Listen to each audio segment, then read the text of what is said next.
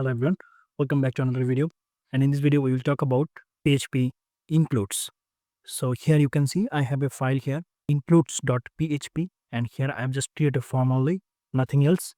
But in the home.php file, we have a full HTML structure, and here we have a title.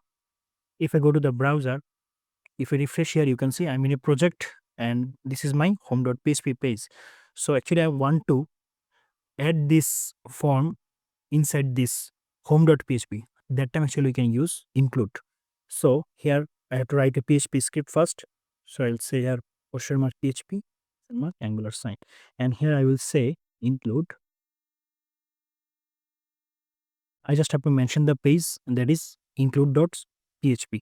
So includes.php. This is my page name. Now if we refresh, now we can see we got a form here. We just have to include the PHP file here, right? So this is my file, and I have to access it in the home.php. So inside double quotation, I have to mention the page name actually, the which page actually I want to include. So includes.php. I hope you understand. So thanks for watching this video. See you in the next video. Till then, goodbye.